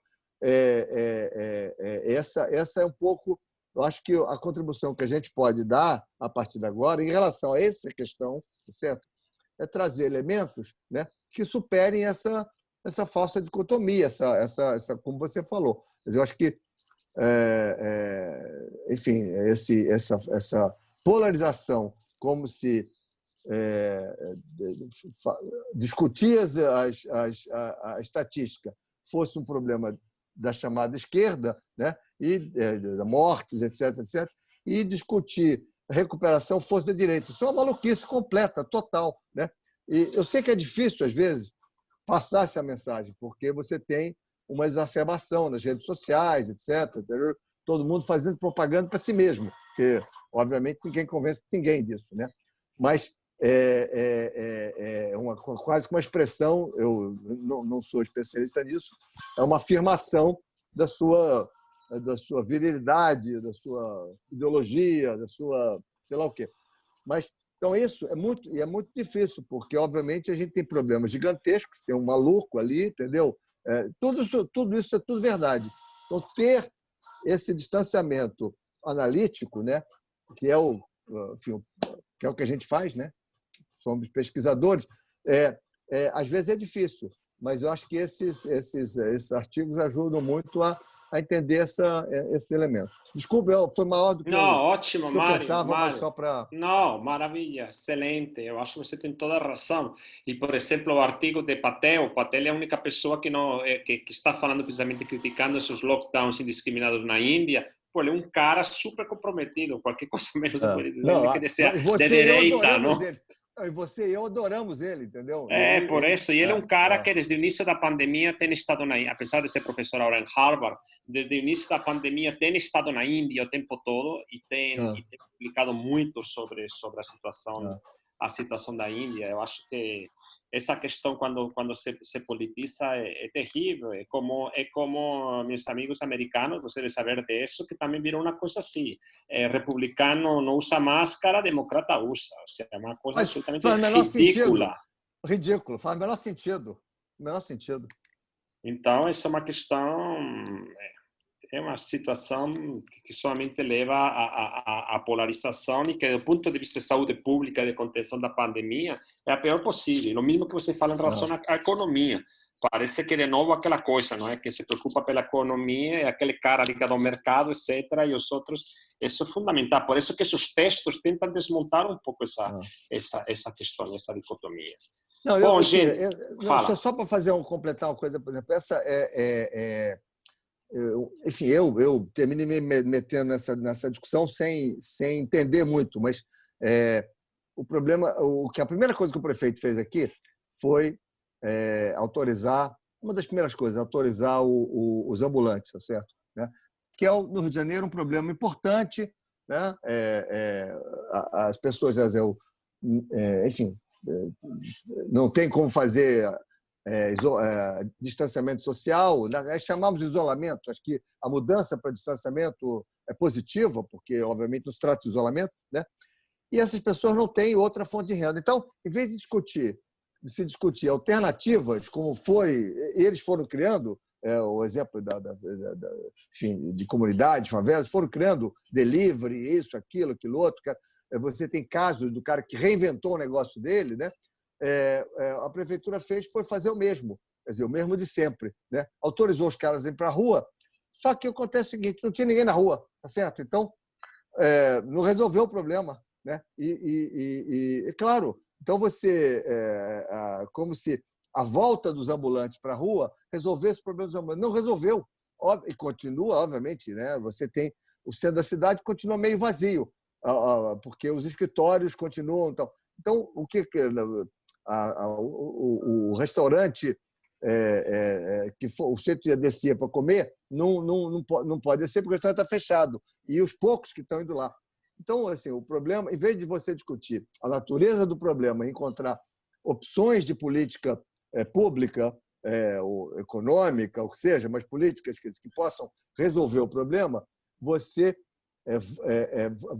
adota as mesmas alternativas que você tinha antes da pandemia, sem considerar o impacto que a pandemia produziu e vem produzindo na dinâmica da cidade, do comércio e da economia, né? Então, eu tendo zero de ambulante, exceto ser contra, tá certo? Mas, como pessoa, né? Mas eu, obviamente, não entendo disso. Mas claramente, isso vale para tudo. Quer dizer, esse mesmo raciocínio, a praia é a mesma coisa, né? Então, você reabre a praia e aí primeiro reabriu os quiosques. O que aconteceu? Aglomeração em torno dos quiosques. Entendeu? Óbvio, assim, é tão claro isso. Agora, como é que você cria uma discussão de política pública que faça diferente, tá certo? E que, ao mesmo tempo, tenha resultado econômico, de renda para as pessoas, enfim, esse tipo de coisa? A gente está... O único cara que eu acho que está fazendo isso de forma, no caso da cidade, é o Fajardo, o Washington Fajardo, que é um urbanista, arquiteto urbanista. Eu adoro as crônicas dele, porque ele busca exatamente olhar desse ponto de vista. Como é que a cidade pode incorporar práticas e políticas dentro deste quadro que seja... enfim, o negócio das escolas é isso. Tudo ao contrário, tá certo? É o que a gente está fazendo aqui. Então, esse é o meu quando eu tenho oportunidade de falar, trazendo esse aspecto que eu acho que você trouxe pela literatura, né? Algumas dessas coisas eu nem tinha lido, acho que pode nos ajudar, né? Legal. Claro, era isso, exatamente. Obrigado, Mário. Excelente. Bom, gente, vamos aqui nos últimos 5 minutinhos. Quem que está faltando para fechar as apresentações? Aqui, Karen, Melissa, João. A Melissa vai compartilhar a tela com vocês para a gente ir vendo junto rapidinho, mas de cara o que a gente consegue ver pelos alunos que frequentaram hoje, quem está sem texto é a Rafaela, né? Que a Rafaela está assistindo hoje pela primeira vez. Deixa eu olhar aqui. Desce um pouquinho, Melissa, a tela.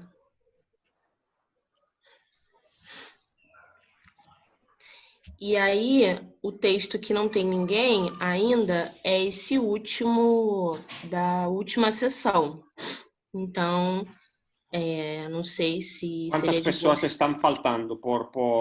Quem dos alunos que está inscrito na disciplina ainda não tem texto para apresentar? Então, se a Poliana quiser, pode pegar os 2 textos, que são curtinhos, viu?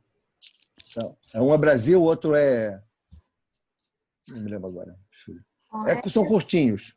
Everton, Felipe, Heloísa, Marco Aurélio, Rafael e Raquel. Estão inscritos. Eles são alunos, mas tem que ver se eles estão aqui assistindo. Todos são alunos regulares, ou se algum que é ouvinte não precisa. Todos são alunos que fazem a disciplina por crédito. Não vai apresentar. Como? Everton. o primeiro dos alunos sem texto, ele é ouvinte, ele não vai apresentar. Não precisa, mas se quiser pode. Não há nenhum Não, impedimento. Então, Não, Felipe, sim, claro. A Poliana está ali, você está ali? Ah, não, aqui ainda tem mais textos aqui ainda, tem mais antes. gente, nessa lista tem que 5 pessoas faltando? 4? Quantas estão faltando? Então, tá faltando aqui no último, mas a Yara Liz e o Manuel estão apresentando 2 vezes. E o Dorival também. Então, gente, vamos esclarecer aqui a coisa. Gente, o texto para quem faz crédito tem a obrigação de apresentar. Então, por favor, essas pessoas que estão faltando têm que apresentar, senão elas não vão ter um crédito pela disciplina. Então, a ideia é a seguinte, como se tem mais gente apresentando que número de apresentações disponíveis, os que estão fazendo por U20 deverão ceder aos que estão fazendo por nota. Olha o chat, a Poliana está dizendo que pode ficar com os 2. Esses 2 que a Poliana está falando é do último dia, né? Mas é precisamente o contrário que a gente precisa, porque se a gente tem ainda pessoas que estão precisando apresentar e a gente tira apresentações, pelo que eu entendi, é o contrário, não é? Mostrem de novo quantas pessoas estão faltando por apresentar. Sim, de qualquer forma, a Poliana já estaria para apresentar nesse dia. E a Rafaela está sem texto. A Rafaela falou que pode ficar com o último. Então, pode botar o último dia, Poliana e Rafaela, entendeu? Tá, e os outros, mas minha preocupação é com os outros que ainda não têm apresentação, se eles são alunos do curso. Eles vão precisar apresentar. Eles estão aí, que se manifestem, estão assistindo a gente. Então, a única que está aqui hoje na sessão é a Rafaela, dos que ainda não tem texto. Pronto. Então não adianta com nós outros. Então, o que eu sugiro é a gente, de momento, deixar como está, ou seja, colocar as pessoas que a gente decidiu agora, como a próxima aula já tem as apresentações definidas, e passar um e-mail para essas pessoas que estão no curso, mas que não estão, que tem que apresentar. Porque talvez a pessoa se inscreveu, mas desistiu ou alguma coisa. Então, acho que é bom essas pessoas checar se são alunos regulares. Se são U20, não precisa falar nada para eles. Mas se são alunos regulares, passar e-mail dizendo vocês têm que apresentar. E ver, porque talvez a pessoa desistiu do curso, da disciplina. Em relação às pendências, o Maicon e a Andréa estão aqui hoje. Então, a gente poderia fechar esse da sessão 6. Pronto. Que também é do... são os textos do Mário. Pronto, então. Isso, os novos textos do Mário. Não ficou quem que vai apresentar qual. Pode ser Andréa, como está aqui. Andréa o primeiro, Mário, Maicon o segundo? Por mim pode, gente, sem problema. Pronto. Andréa, pode?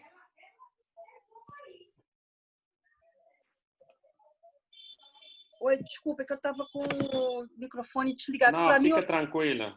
Para mim, ok. Ok, perfeito. Tá. Depois essa lista vai passar para a gente, né? Por e-mail? Vai sim, tem que passar. Gente, aqui tem no... Já está na pasta do Dropbox, vai estar atualizada lá, mas a gente pode reenviar, sem problema. Pronto. Obrigada, gente, aqui no chat está perguntando o Gabriel e Eduardo Prisco, eles vão apresentar a semana que vem. Os textos estão definidos, porque Eduardo falou que eram uns e não outros. Gente, vocês definiram já? Porque eles têm que saber que eles vão apresentar. Melissa, sobe a tela, por favor. Agora para a sessão 3, Melissa. Sessão 3. Isso. Pronto, tem aqui já 2 textos. Então, Gabriel, você fica com o primeiro, o Eduardo fica com o segundo. Tudo certo para vocês? Olhem aí os textos na lista. Sim, o Eduardo não está na sessão hoje, só o Gabriel. Mas eu tenho comunicação com o Eduardo. Só para saber mesmo, porque o professor Eduardo, semana passada, tinha mandado um e-mail na última hora, falando que teria alguma alteração, só para confirmar mesmo. Não, mas já ficaram nesses. Acho que já é alteração. É porque ele tinha mais textos, aí ele deixou 2. Já é alteração. Você pode ficar com o primeiro e Eduardo fica com o segundo, então. Você fala para ele? Sim, tranquilo. Está vendo os textos? Está na pasta, não é, João? Estão todos na pasta. Pronto. Na seção 4, também diz decidir. Já está definido ou não? Tem aqui Manuel e outra pessoa. Manuel e Não, Yara. ficou Laís. para decidir hoje também quem ia ficar com cada texto. Manuel Tá. pode ficar com o primeiro e Yara com o segundo?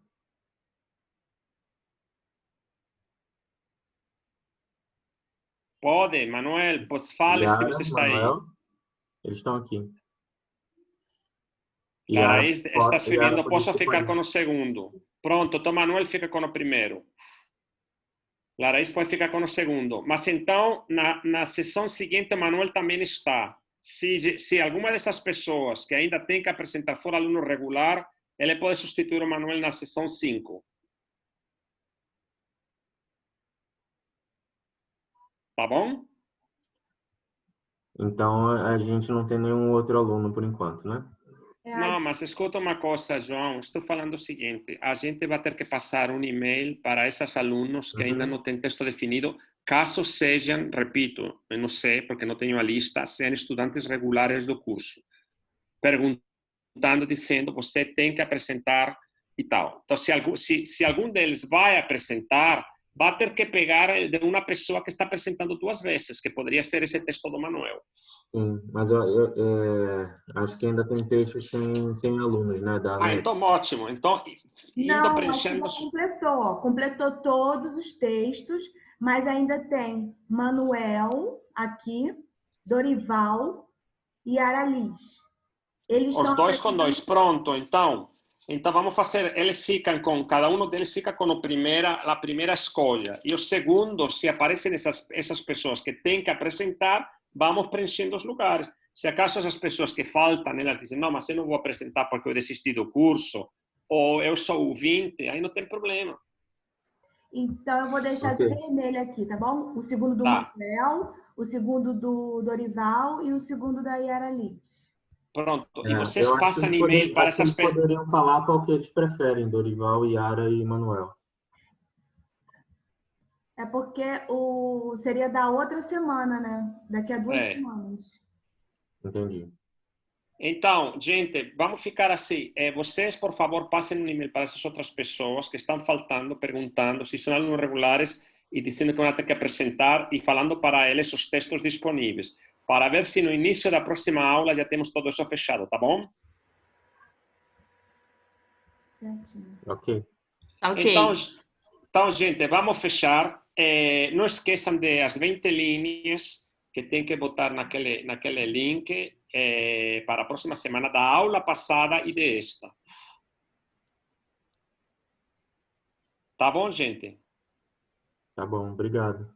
Então, vamos fechar. Bom dia, boa tarde já para todo mundo.